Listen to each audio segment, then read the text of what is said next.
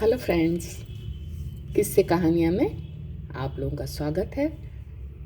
तो चलिए आज कहानी सुनाती हूँ राजा रानी की। बहुत पुराने समय में चलती हूँ, है ना। तो इसमें थोड़ा लॉजिक मत देखिएगा आप, सिर्फ मनोरंजनात्मक वे में ही इसको सुनिए आप, है ना। तो एक राजा रानी थे। तो दोनों बहुत सज्जन, बहुत अच्छे, जनता से प्यार करने वाले, और आपस में भी दोनों में बहुत प्यार था। तो अच्छे से रह रहे थे। तो उनके पास एक ही कमी थी कि उनके पास बच्चे नहीं थे। तो बहुत कोशिश करी, बहुत पूजा पाठ, यज्ञ हवन सब किया। तो शायद उसका परिणाम हुआ कि रानी गर्भवती हुई। तो राजा तो बहुत खुश हुआ। उसने बिल्कुल एकदम विशेष ध्यान रखना शुरू किया, और एक स्पेशल दासी सिर्फ उसके लिए मुकर्रर कर दी गई कि 24 घंटे साथ में रहेगी और ध्यान रखना रानी को किसी भी तरह की। रानी भी बहुत खुश थी। धीरे धीरे समय कटता रहा, और समय आया जब बच्चे हुए। तो उस वक्त तो ये हॉस्पिटल वगैरह का रहता नहीं था, घर में ही होता था।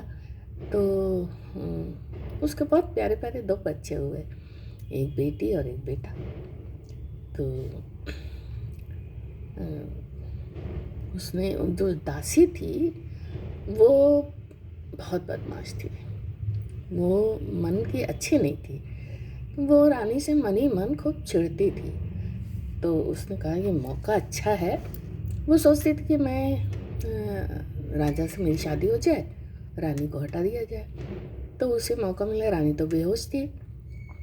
उसने क्या किया, अपनी एक और आया वगैरह थी उसको बुलाकर, और दोनों बच्चों को गुप्त रूप से कहा, बिल्कुल पता न चले, जाके दूर जंगल में दोनों को गाड़ दो। तो वो ऐसे ही करके और आ गई, और रानी के पास पत्थर वगैरह रख दिए। बहुत पुरानी कहानी है ये। तो पत्थर वगैरह रख दिए। अब रानी को होश आया। तो उसने पूछा मेरे बच्चे कहाँ। बोले भाई रानी, आपके तो बच्चे हुए नहीं हैं, ये पत्थर हुए। अब रानी बहुत दुखी हुई, बहुत दुखी हुई कि बताओ इतने दिन बाद ये शुभ अवसर आया और ऐसा कैसे हो गया मेरे साथ। बात राजा तक पहुंची।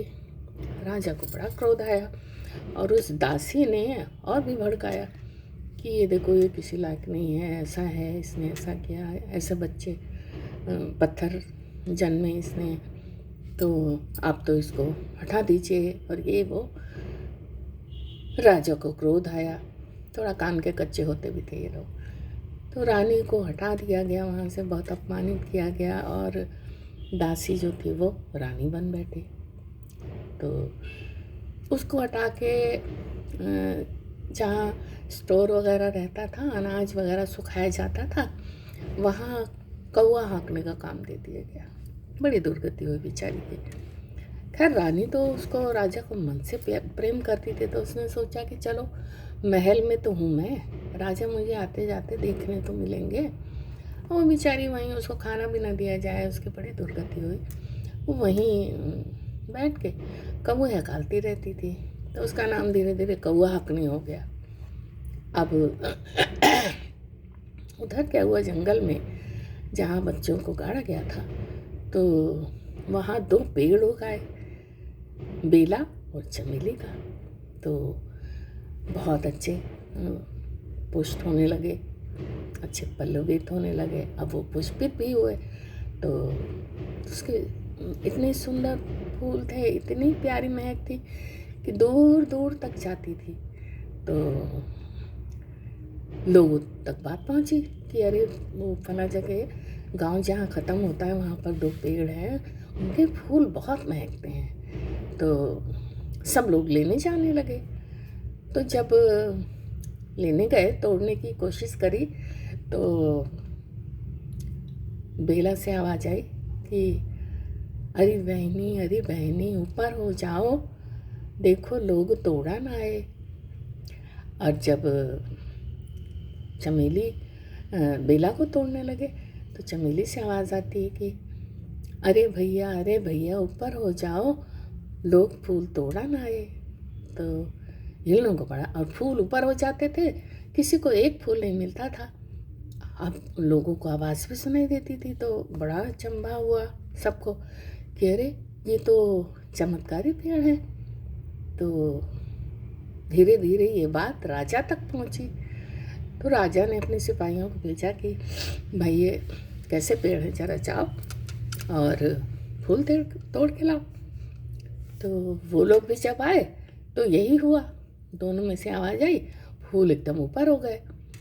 तो सिपाही लोग गए, बोले महाराज लोग सच कहते हैं, वहाँ तो ऐसा ऐसा हुआ।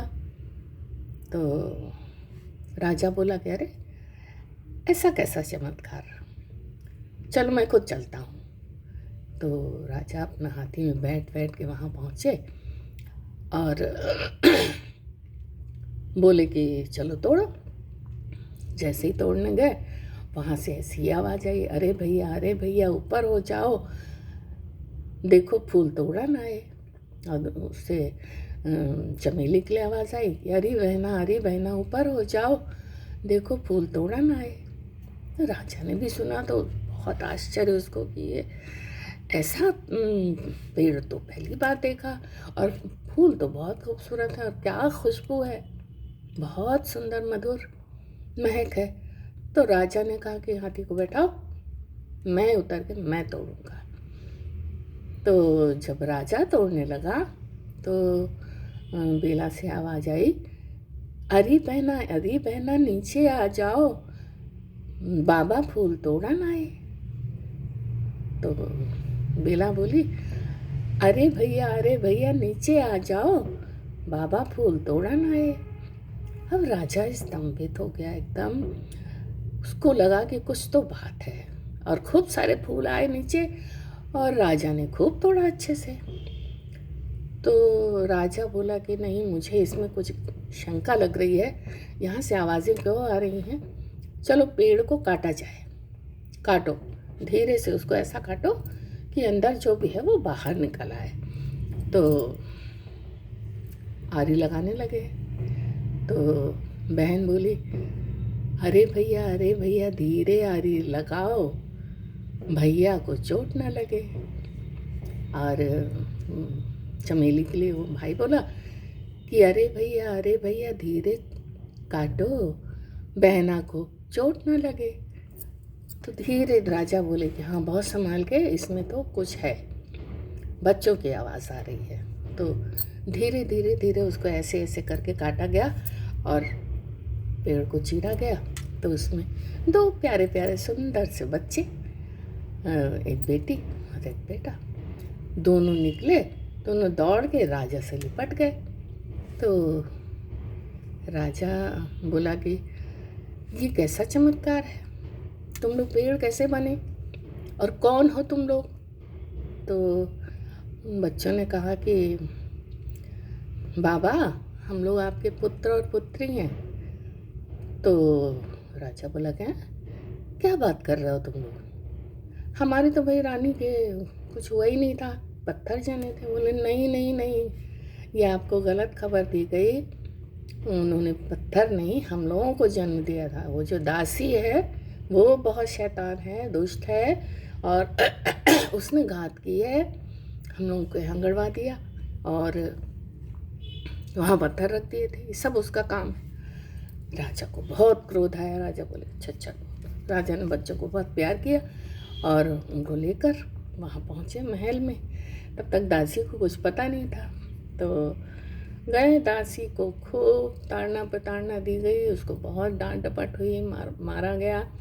और बोले इसको ले जाओ, इसने इतनी दुष्टता की, इसको जाओ काल कोठरी में बंद कर दो। फिर बच्चे बोले कि बाबा मेरी माँ कहाँ है?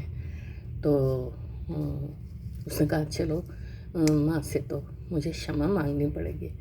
तो बच्चे वहाँ गए तो वो बेचारी पागल सी ऐसी बैठी थी, बाल उसके कहीं, और कौआ हाँक रही थी। तो बच्चे दौड़ के माँ से गले मिल गए। तो रानी बहुत खुश हो गई, बोले कौन हो बेटा, तुम लोग कौन हो? बोले अरे अरे हम तो आपके बालक बालिका हैं। राजा भी आ गए। राजा ने कहा मुझे माफ़ कर दो, और सच में मैंने बहुत बड़ी गलती की है, इसीलिए कान का कच्चा नहीं होना चाहिए, मुझे क्षमा कर दो। और उसके बाद सब रहने लगे, सबका जीवन बहुत अच्छे से व्यतीत होने लगा। और जैसे उनके दिन बहुरे तैसे सबके बहुरे। तो इससे यही शिक्षा मिलती है कि भाई बुरा करोगे तो बुरा भोगोगे, किसी के लिए गड्ढा खोदोगे तो गिरना तुमको ही पड़ेगा। और कोई युग अलग सा नहीं होता, सब जगह सी बातें होती हैं। उस समय भी अच्छाई भी थी, बुराई भी थी, तो अंततः बुराई की हार हुई। तो कैसी लगी ये कहानी ज़रूर बताइए, और कमेंट करिए, लाइक करिए। फिर मिलती हूँ ऐसी ही किसी और नई कथा के साथ। नमस्कार, गुड नाइट।